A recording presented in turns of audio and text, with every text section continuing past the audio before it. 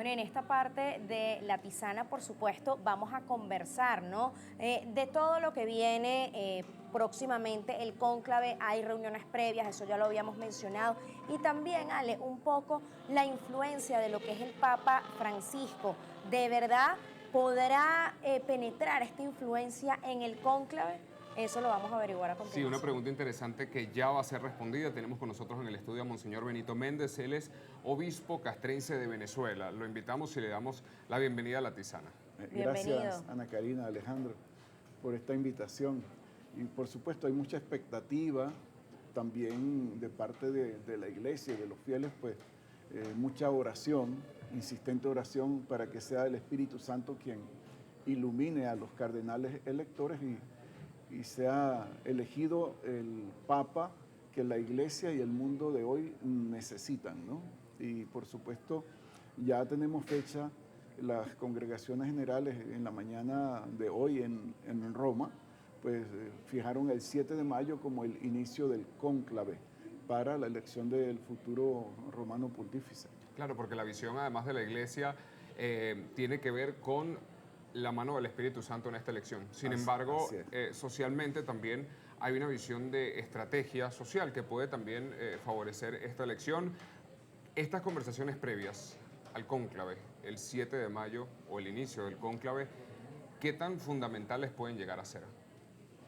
Son fundamentales porque allí cada cardenal elector, incluso los no electores, tienen la posibilidad de hablar a sus demás hermanos cardenales y expresar la visión que ellos tienen de la iglesia y del mundo contemporáneo y donde la iglesia debe realizar su misión evangelizadora. Recordemos que la misión fundamental de la iglesia es evangelizar en todo tiempo, en todo momento y bueno, impregnar la cultura del evangelio. Y por supuesto que estas congregaciones generales pues es una oportunidad también para cada cardenal elector darse a conocer, porque recordemos que el Papa Francisco, de los 135 cardenales electores, se dice que 80 fueron nombrados por él.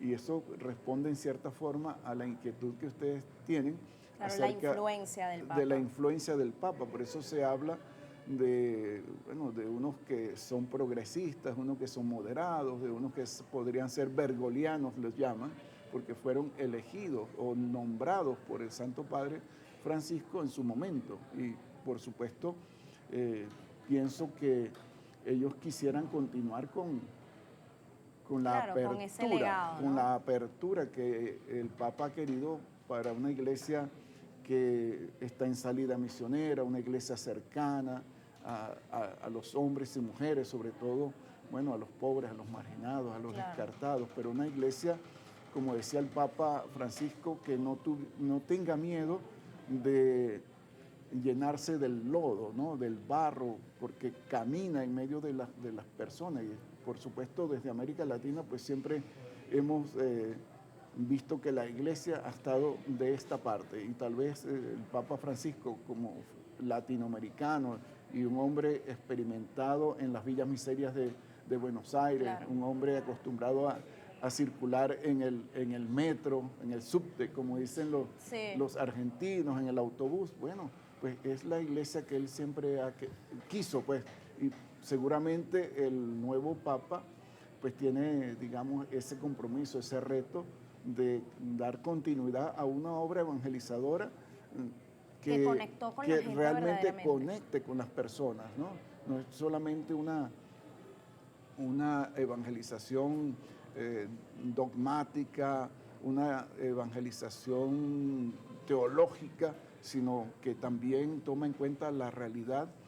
Dirían los alemanes, cuando estudiábamos teología, decían el Leben, es decir, la realidad concreta en donde viven los hombres y mujeres de hoy. Ahora, padre, desde su opinión, por supuesto, ¿qué pasaría si pues ese cónclave elige a un papa que sea extremadamente conservador? ¿Qué cree usted que pasaría con la iglesia realmente? Bueno, nosotros tenemos, digamos, los religiosos el voto, y nosotros los diocesanos la promesa de obediencia al Papa y a sus sucesores, ¿no? Claro. Igual que al obispo diocesano y a sus sucesores. Bueno, pues seguimos trabajando en la iglesia y seguimos, bueno, buscando esa, digamos, esa transformación, ese caminar junto al pueblo. A mí me gusta mucho lo que expresaba el Papa Francisco en Evangelii Gaudium, que el pastor, el sacerdote, debe ir delante para guiar, en medio para acompañar y detrás para ir animando a aquellos que se quedan rezagados. Y esa es la misión nuestra como iglesia. Independientemente si De el Papa es quien progresista, sea. si el Papa es moderado o si es bergoliano o es conservador. Seguimos evangelizando y tratando de hacer presente a Jesucristo en medio del pueblo. Claro, hay ciertas estructuras que al final se mantienen, pero esa idea o esa figura de la iglesia como una sede estática y bueno, este cambio del Papa Francisco de tratar de más bien llevar a la iglesia a las personas en vez de simplemente ser esta sede donde las personas acuden, ¿no tiene algún parecido con otras prácticas del cristianismo? Donde quizá la iglesia tiene esos recorridos, donde la iglesia se mueve, está más cercana con las personas. Hay una visión, porque además el Papa intentó tener un diálogo interreligioso, no solamente entre otras religiones como tal, sino también dentro de otras prácticas del cristianismo. Así es, o sea, la iglesia siempre ha tendido puentes hacia la cultura, hacia las religiones, hacia las confesiones y movimientos religiosos, ¿no? Cuando hablas del cristianismo, recuerden que el movimiento ecuménico es un diálogo, se hace diálogo ecuménico con las iglesias históricas separadas de la iglesia católica, ¿no? Los anglicanos, los luteranos, ¿no? Y se hace diálogo interreligioso con las religiones, valga la redundancia, claro. Islam, judaísmo, las religiones orientales, etcétera. Y luego se hace un diálogo interconfesional cuando conversamos o establecemos diálogo con testigos de Jehová, evangélicos cristianos, adventistas, mormones y toda esta serie de movimientos cristianos que existen en el mundo. Usted pudo conocer al Papa Francisco, Así pudo es. acercarse a él y quisiera que por favor nos conversara sobre esa experiencia, porque bueno, no todo el mundo así esté en la parte religiosa, tenga esa vocación, pues llega a conocer al Papa.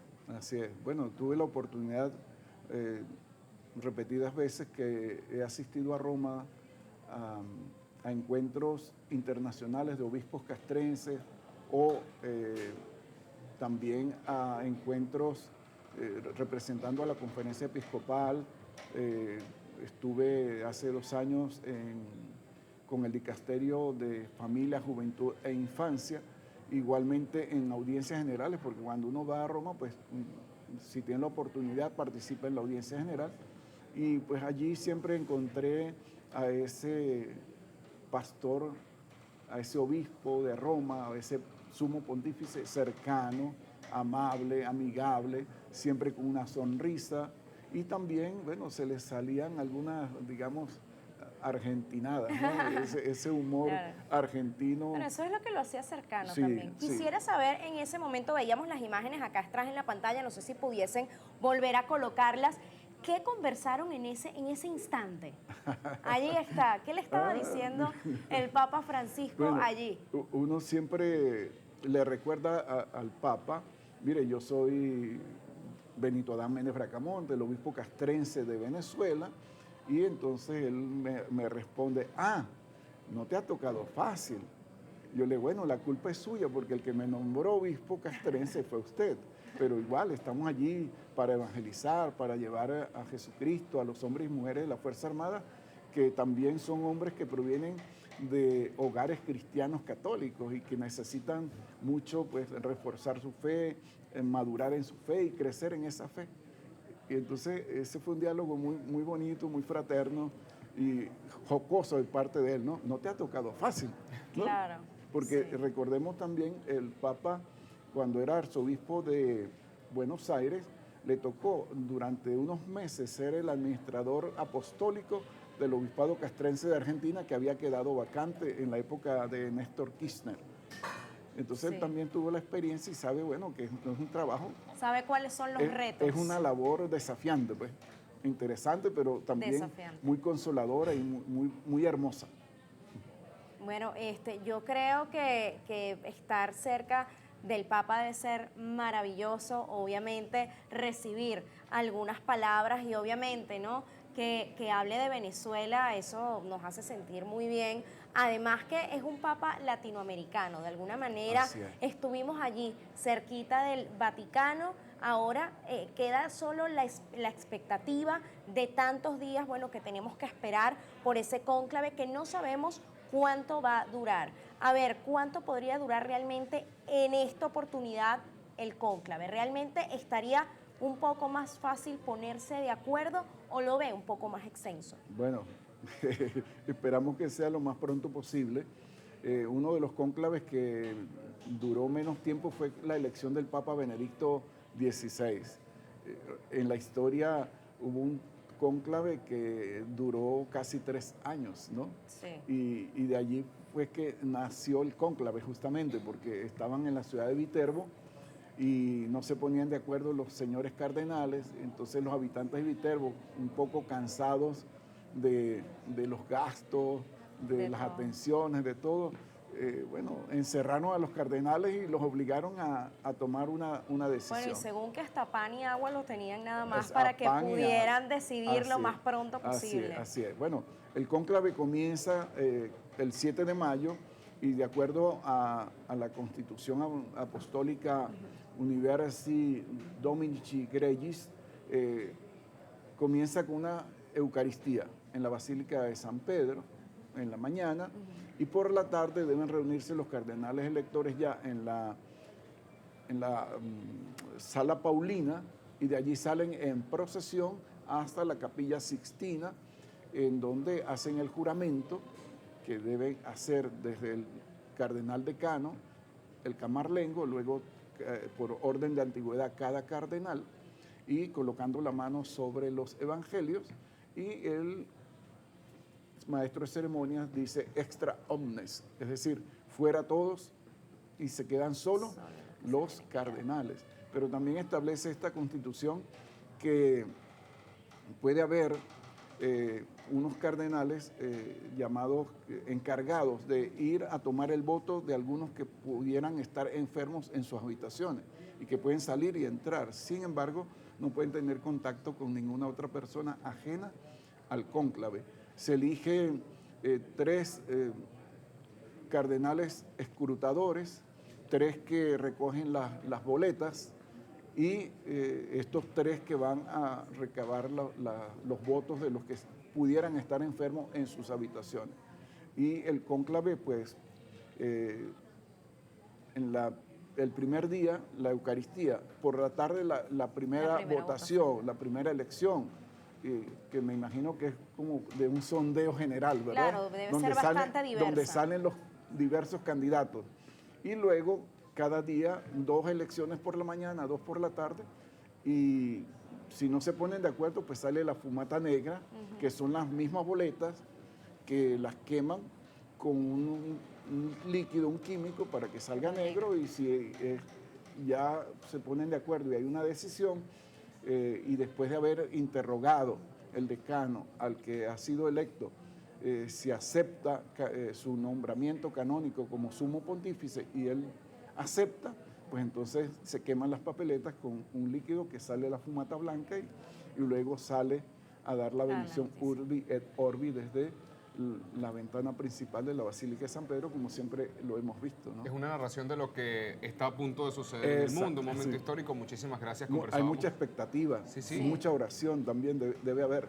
Es así, es la invitación que le hacemos a toda nuestra audiencia. Muchísimas gracias. Conversábamos con Monseñor Benito Méndez, obispo castrense de Venezuela. El agradecimiento por estos minutos. Gracias, Alejandro. Gracias, Ana Karina. Y gracias a Globovisión. Bueno, gracias a usted por conversar con nosotros. Tenemos que hacer ya una pausa, es muy breve, @latisanas de beso en nuestras redes sociales, ya venimos.